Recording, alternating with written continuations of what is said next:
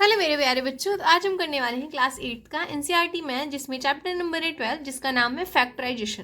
Basically हमें इसके factors बताने हैं, है ना। और इस एक्सरसाइज है 12.1। इससे पहले मेरी आपसे रिक्वेस्ट है, प्लीज़ मेरी वीडियो को लाइक करना, शेयर करना है, सब्सक्राइब करना नहीं भूलेगा।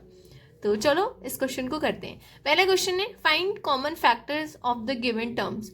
तो ये हमें अब एल्जेब्रिक फॉर्म में हमें टर्म्स गिवन है, जिसके हमें फैक्टर फाइंड आउट करने हैं। इससे पहले आपने 6th या 7th क्लास में पढ़ी होगी कि नंबर्स गिवन होते थे, जैसे एलसीएम और एचसीएफ फाइंड आउट करते हैं ना, lowest common factor, highest common factor. तो इसमें हमें just common factor find out करने हैं कि दोनों जो ये टर्म्स गिवन है, इसमें कौन कौन से सेम नंबर है, वही हमें एक्सक्लूड करना है और वही कॉमन फैक्टर हो जाएंगे। तो चलो इसको करके देखते हैं। नेक्स्ट क्वेश्चन है 12x एंड 36। ये दो टर्म्स हैं, पहले इसके हम फैक्टराइजेशन करेंगे। तो फर्स्ट ऑफ ऑल 12x ले लो। 12x का क्या हो जाएगा, यहाँ पे 2 2 जा 4 होता है एंड 4 3 जा 12 होता है ना, और x है। तो ये हमने 12x का फैक्टराइजेशन कर लिया। उसी तरीके से 36 का करेंगे।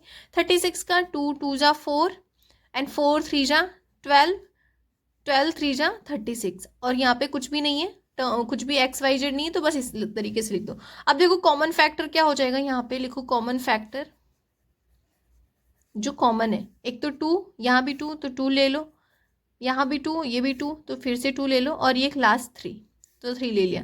आंसर हो जाएगा हमारा 12। तो 12 is the common factor of question number first. इसी तरीके से सेकेंड क्वेश्चन है, जो कि है 2y एंड 22xy। तो 2y तो अपने आप में 2y है ना, इसको लिखने की ज़रूरत नहीं है, तो बस 22xy का ले लो। यहाँ पे क्या हो जाएगा 2 into 11 into x into y. अब देख सकते हैं यहाँ पे 2 है, यहाँ पे भी 2 है, तो हमारा कॉमन फैक्टर क्या हो जाएगा, CF मीन्स कॉमन फैक्टर। तो 2 ले लिया हमने, और यहाँ पे क्या है y, और यहाँ पे भी y है, तो y आंसर हो गया 2y। और भी तो कोई कॉमन नहीं है, कुछ भी मैच नहीं कर रहा, तो जस्ट इतना ही हो गया। इसी तरीके से थर्ड क्वेश्चन है, जो कि है 14 PQ and 28 P square and Q square. तो पहले 14 PQ का लेते हैं, यहाँ पे 2 इंटू 7, 2 7 जा 14, और ये P राइट। 28 का क्या हो जाएगा 2 2 जा 4, 4 7 जा 28, और यहाँ पे P into P into Q into Q। अब देखो कॉमन क्या क्या है, यहाँ पे कॉमन फैक्टर हमारा हो जाएगा 2 और ये 2 और ये 7 है ना। P ही सिर्फ कॉमन है, तो P आंसर हो जाएगा 2 7 जा 14। P जो है कॉमन, वैसे भी आप देख के यहाँ से बता सकते हैं क्या कॉमन है, 14, और यहाँ पे 14 2 जा 28 होता है। बट इस तरीके से करोगे तो एक मीनिंगफुल लगेगा, और मैम इसके मार्क्स भी देंगी, राइट। नाउ क्वेश्चन नंबर 4 है 2x 3x स्क्वायर एंड 4। तो यहाँ पे ध्यान से देखो, इसमें 2x है, प्राइम नंबर है, 3 जो है 3 भी प्राइम नंबर है, 4 में 2 है, और यहाँ पे 2 है। बट हमें तीनों में जो कॉमन होगा वो लिखना होगा, तो तीनों में तो कुछ भी कॉमन नहीं, तो आप यहाँ पे कॉमन फैक्टर लिख सकते हो 1, क्योंकि 1 जो है सभी का फैक्टर होता है, तो सिर्फ 1 इसमें कॉमन फैक्टर हो जाएगा, राइट। इसी तरीके से क्वेश्चन नंबर 5 देखेंगे हम। ये क्या है 6ABC 24 AB square and 12 A square B, right. ये हो गया। 6ABC का करते हैं पहले। 6ABC का हो जाएगा 2 इंटू 3 इंटू ABC, मैं डायरेक्ट लिख दे रही हूँ, A into B into C भी कर सकते हो आप। 24 A स्क्वायर B का क्या हो जाएगा, AB स्क्वायर है ना। 2 2 जा 4 होता है, एंड 4 3 जा 12 होता है, 12 2 जा 24 होता है ना। और यहाँ पे A इंटू B। इसी तरीके से 12 A स्क्वायर B का क्या हो जाएगा, यहाँ पे 2 2 जा 4, 4 3 जा 12, A इंटू B। अब ध्यान से देखो कॉमन फैक्टर यहाँ पे क्या है 2 हो गया, राइट। यहाँ पे 2, यहाँ पे 2, बट यहाँ पे नहीं, तो 3 ले लो। 3 2 3 जा 6, और A यहाँ पे है, यहाँ पे भी A, तो यहाँ पे A हो गया। तो आंसर हो जाएगा 2 3 जा 6, A जो है कॉमन फैक्टर हो जाएगा, राइट। नाउ क्वेश्चन नंबर 6 में है 16x cube minus 4x square and 32x।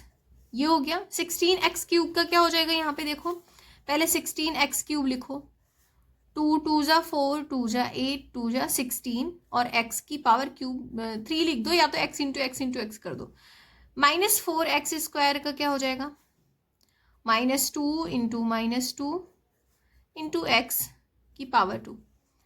32x, तो यहाँ पे 2 2 जा 4, 2 जा 8, 2 जा 16, 2 जा 32 और यहाँ पे x।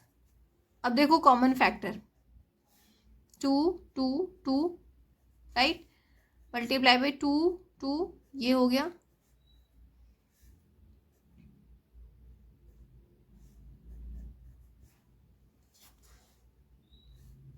ठीक है, 2 ही 2 है क्योंकि इसमें 4 है, मैंने 3 क्यों लिखा।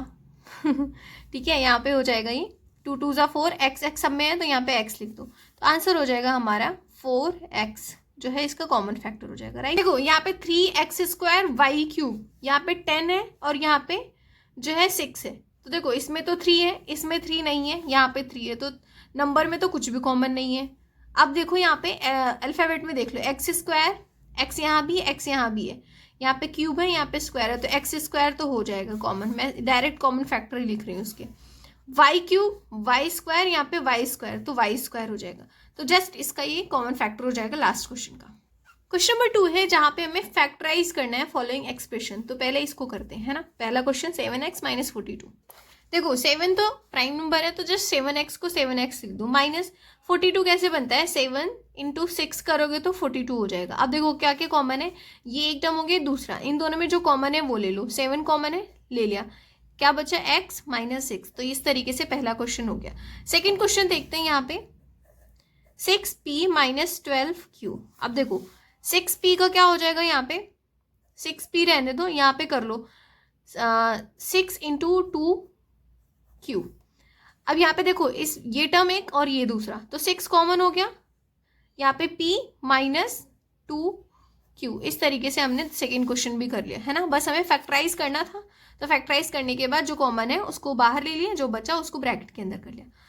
थर्ड क्वेश्चन है 7a² + 14a, 7a², अब देखो 7 तो वैसे ही प्राइम नंबर है तो यहाँ पे हो गया, प्लस 14, 7 × 2a, 7 इसमें से देखो 7 कॉमन है, a भी कॉमन है तो 7a ले लो, बचा क्या a + 2, क्योंकि a यहाँ था a², तो यहाँ से a ले लिया कॉमन और यहाँ से a, तो यहाँ पे कुछ नहीं बचा, सिर्फ 2 बचा, यहाँ पे a बचा, तो a + 2 हो जाएगा, ठीक है।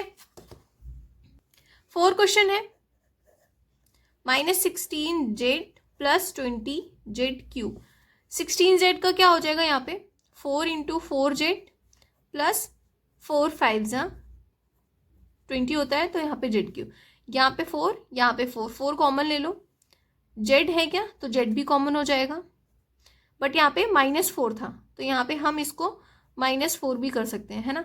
आंसर ब्रैकेट में क्या बचेगा, -4, तो यहाँ पे कॉमन है, हाँ, तो -4 + 5z² हो जाएगी सिर्फ, क्योंकि हमने एक z यहाँ से ले लिया, ठीक है। इस तरीके से आंसर हो जाएगा, 4 4 कॉमन ले लिया हमने, -4 + 5z² ब्रैकेट में बच जाएगा।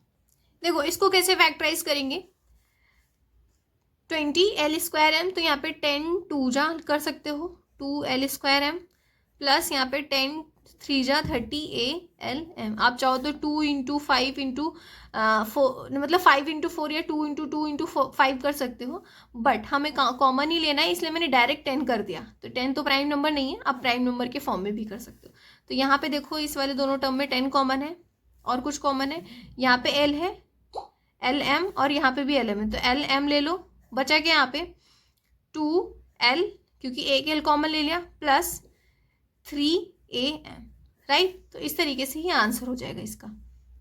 नेक्स्ट क्वेश्चन है यहाँ पे 6 5x² y - 15xy²। अच्छा एक चीज़ और ध्यान देना, यहाँ पे m एक ही था तो सिर्फ यहाँ पे 3 ही बचेगा, ठीक है।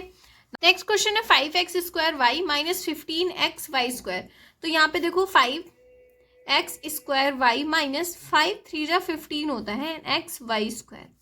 देखो यहाँ पे 5 है, यहाँ पे भी 5 है और यहाँ पे x है, यहाँ पे भी x y है, तो क्या कॉमन हो जाएगा 5xy। ब्रैकेट में क्या बचेगा, यहाँ पे 2x था तो x और y एक ही था तो y तो कॉमन ले लिया, यहाँ पे क्या बचेगा -3 और y, ठीक है, क्योंकि यहाँ पे 2y था। इस तरीके से ये क्वेश्चन हो गया, राइट।